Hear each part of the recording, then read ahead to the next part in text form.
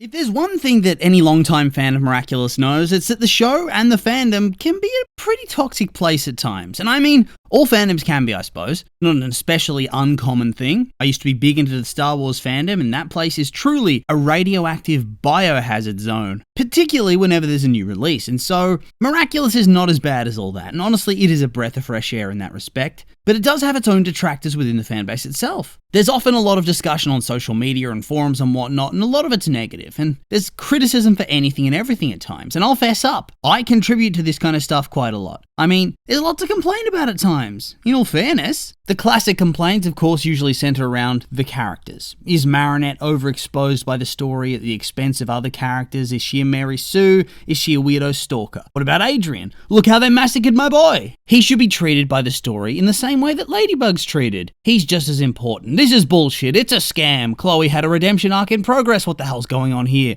Why did they make her go full villain? They wasted 2 seasons of story on this fake out. Urgh. I want my ship to be together. No, I want my ship to be together. Adrianette needs more time. I want more Lady Noir. Ladrian. No, Marichat. And that's how often these things go. Complaints about certain plot points, just, the way the final season ended up going, or characters like Luca having big plot points set up that will lead to them being a really important part of the show going forward, only for those storylines to unceremoniously torpedo and get shuffled off to the side to be forgotten forever. There's complaints about how the delays killed the hype of the show again and again and again. After all, we're 5 seasons in, only 5 seasons, and yet the show's been running for 9 years almost? That's a long time to be around and only to have made it that far. Maybe there's the wacky days where the studios rushed to get episodes out to have their channel be the world premiere, which means that you get episodes wildly out of order and missing the necessary context, which is frustrating. What else is there? You could sit here for eternity complaining about anything and everything. I mean, some people are angry about them updating the animation to make the show look better. And even more people are regularly getting into it online with Thomas Astruc, the creator, or at the very least complain about him quite a lot. And sometimes complaints are justified and sometimes they aren't, but the fact of the matter is, they continue to exist. But despite this overwhelming slew of discontent, it doesn't go away, which is a bit strange, right? You'd think that if it was that hated, eventually the discussion and discourse would go away. After all, that's what usually happens. If a show becomes really shit, the fandom rages and rages hard, then it goes away and forgets about it mostly. The show loses relevance for good, but that's not really what's happened here. The complaint is sticking around. And indeed, I'm pretty sure that Miraculous just had its most lucrative financial year ever. Hell, I mean, didn't they just form a new company to look after the property? That's a decision you take when you're in for the long haul. So obviously, it seems that the hate largely, it's not coming from a place of disdain, but rather a place of passion, because nothing gets people more heated than being frustrated that a piece of media that you love above all is not panning out the way that you personally think it should. And so, this got me thinking, well, surely there's elements of the show that are legitimately done very well, and that continue to contribute to its ongoing popularity. Otherwise, surely it wouldn't make any sense for it to continue to be well regarded and loved, right? And so, I kind of want to walk my way through some of what I think are the definitive best parts of Miraculous, and the things that have contributed to the massive popularity that the franchise continues to enjoy. I mean, why it continues to be so popular, outside of the concept of sunk cost fallacy, or just huffing extreme hopium, hoping things are going to change. Okay, so for starters, let's just acknowledge that the whole concept itself is actually really fun and gripping. Mysterious superheroes in a high school setting, it feels exciting. For the youngsters, it feels so grown up. I remember thinking as a kid that Harry Potter was so grown up and cool because they're in high school and I wasn't. As a teen, it feels current. They're dealing with things that you're dealing with, and when you're older, it feels more nostalgic. On top of that, you have colourful superhero suits and little spirits that follow around the characters with cute names and designs with funny voices that eat food. Oh, adorable. The random different power sets that the villains can get that keeps variety in the show and the storyline, it's just all very cool. And I think this is the first impression that a lot of people get. And it's also something that sticks with you, that the concept itself is very light and very joyful. When you think Miraculous, instantly what comes into my head is bright colours, exciting action. And that's fun, it puts me in a good mood. When I think too deeply about it, that's when some of the actual problems with the writing come to the forefront of my mind. But overall, in just passing mention, the show gives off a positive impression, and that's very important, as it lets you briefly forget any bad writing or discontent, and so you'll load up the show again to watch another episode. And speaking of first impressions, we got to talk about characters, right? Overall, I think the characters are the strength of the show, or have been historically at least. I think it's clear that over the course of the last couple of seasons, some of the writing for our leads has been wacky to say the least. They went really hard on Marinette the Stalker. They even tried to justify it in-universe with a sob-story background with Marinette getting pranked brutally by Chloe and Kim. Cringe. And with Adrian, I think it was even worse. Dude got completely bitched out. Again, and again, and again. It comes in waves, but nothing is going to be worse than the massacre of his character at the end of Season 5. Just deep, visceral cringe that makes you sigh and shake your head. And then post online and create video essays about how angry you are. Guilty! And then there's the fall of Chloe into pure villainy, with her becoming oversaturated as a character, continuing to be featured as a major overarching villain long past her expiration date, to the point that it started to get very stale overall. Stale and frustrating, as you just want them to move on from it for once. Stop dangling that damn failed redemption in my face, asterisk, I get it. But despite all these obvious problems, I think what's great about these characters is that it's not like they were always written like shit, and even now when written well, they're very compelling. I've rewatched Season 1 and I'm working my way through Season 2 at the moment, and I gotta say, I feel like those first 2 seasons especially are really just setting the tone for how awesome the characters can be. This is where the fandom started to develop their fixation on the characters, and is the root of their popularity in my eyes. Honestly, I think in Season 1 and 2, the leads are just so incredibly likable and sympathetic. They're enjoyable and compelling to watch. Marinette is presented as a well-meaning, endearing fumbler, somebody who tries her best, and while she can and will often make mistakes, she owns up to them. She's a well-meaning person filled to the brim with empathy. And while she can act cringe in regards to Adrian, outside of a few instances, I don't really think it comes across in the way that it eventually does in later seasons.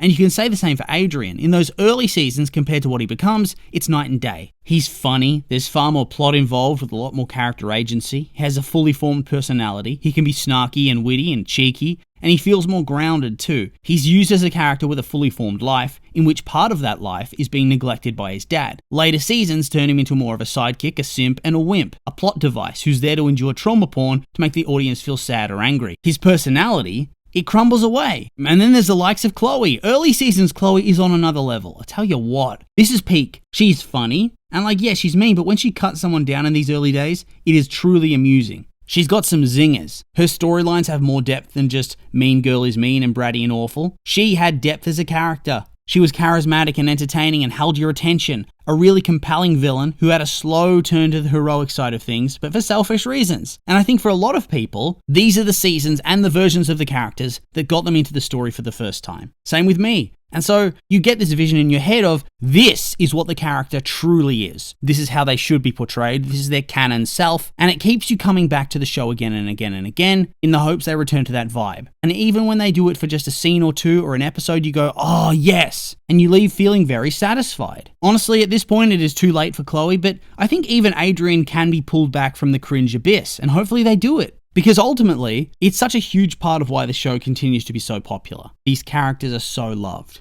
But yeah, moving on. Because whilst at times I think the character development can fall off a cliff, and some of the minor story points that drive the storylines of the season, they do need work, and sometimes happen way too slowly, the pacing is often bad, I think one thing that is very impressive, and that is an overall strength of the show, is the overarching plot progression and story. The bare bones, the skeleton, that storyline's well done. The overarching character motivations, the mystery, Hawkmoth versus the heroes, Season 1 being the general monster of the week type deal, then we meet the mentor and Season 2 collects more heroes, only for a new villain to join. Season 3 sees it all come to a head, and we farewell the mentor, and Ladybug is now in charge. And it falls to shit in Season 4, leaving her and Cat Noir up against a villain who is as strong as he's ever been and requires her to overcome the odds to win. That bare bones skeleton is well structured and compelling. It's just sometimes the meat on the bones ain't cooked properly and it ends up tasting funky. Next up, and this is something that they have not managed to ruin, the overall lore, the concept of Kwamis, the Order of the Guardians, all the backstory there, the hints at past heroes, the character backstories, the Sentimonster mysteries, all of that extended character building and world building lore,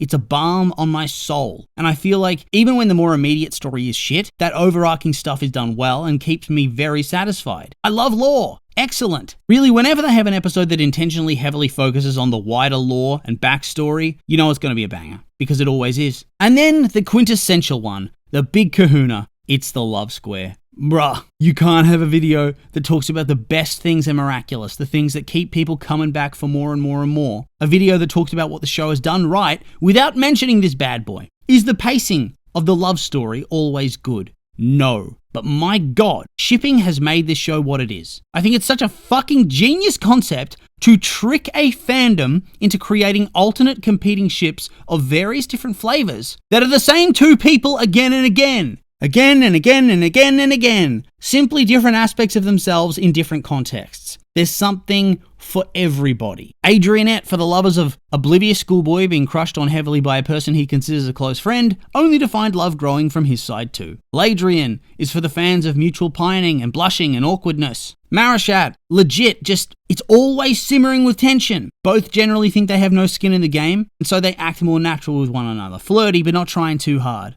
Dripped with chemistry. And then there's Lady Noir, for the heavy pining of Cat Noir, whilst Ladybug is a bit more distant. Lots of angst to be had there, and people love angst. And in that way, they manage to ensure that everybody is going to pretty much ship their main character. Yeah, there's some dissenters, but for the main part, at least one of the Love Square pairings is going to draw your interest. And it's really clever. And I just think when they're actually writing the romance, not delaying it to stretch it out for 5 seasons, they really do cook. The dancing in Despair Bear, the umbrella scene, Cat Noir and Marinette on the rooftop, the dancing in New York, the ice skating rink.